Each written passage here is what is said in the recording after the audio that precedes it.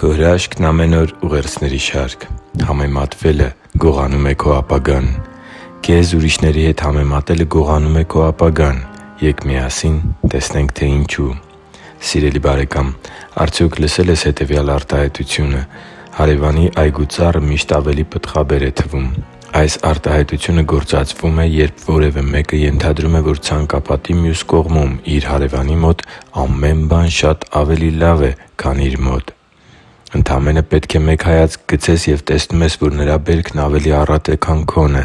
Նա ավելի տաղանդավոր է, ավելի շատ ընկերներ ունի, ավելի շատ այս ու այն և այլն, և այսպես շարունակ։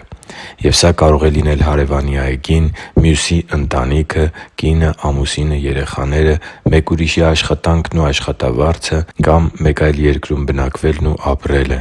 Մարդը բնական հակում ունի մյուսների հետ համեմատվելու և մյուսների ունեցածը գերագնահատելու, իսկ իրենը՝ թերագնահատելու։ Եվ այսպես, համեմատվելը շարունակում է կործանարար իր ընթացքը՝ գողանալով քո ուրախությունը, ձգտումներն ու շարժառիթները։ Հետո վերը թվարկված սխալ տրամաբանությունը հետզհետե խորացնում է իր արմատները։ Ինչ իմաստ ունի շարունակել, չէ՞ որ ես անպետք մեկն եմ և չեմ հաջողվի։ Արդյունքում, համեմատվելը գողանում է քո ապագան, որովհետև դու կանգ առար ճանապարհի կեսին։ Դու չկարողացար տեսնել ո՛չ այն առատ հունձքը, որն Աստված պատրաստել էր քեզ համար, ո՛չ էլ քեզ համար Նրա ծրագրած լավագույն ընթացքի պտուղները։ Թույլ մի՛ տուր, որ տեսիլքդ կորսվի միայն այն պատճառով, որ դու կարծում ես, թե ավելի քիչ շնորհներ կամ ավելի փոքր կանչվածություն ունես, քան այս կամ այն մարդը։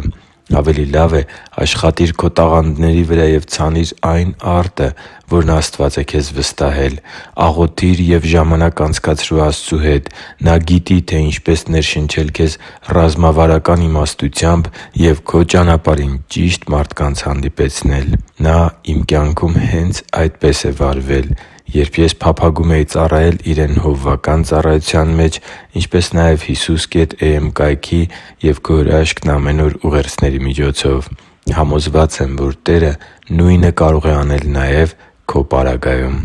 Քո գործն Աստծուն վստահելն է, իսկ Նրա գործը Իր Խոսքի հետևում կանգնելն է ու Իր տված խոստումները իրագործելն է։ Եվ Աստված մշտապես հավատարիմ է Իր խոստումների հանդեպ։ Թվոց 23:19 խոսքում կարդում ենք. «Աստված մարդ չէ, որ սուտ խոսի, ոչ էլ մարդու որդի, որ զղջա։ Մի՞թե կասի և չի անի, կամ կխոսի և չի կատարի»։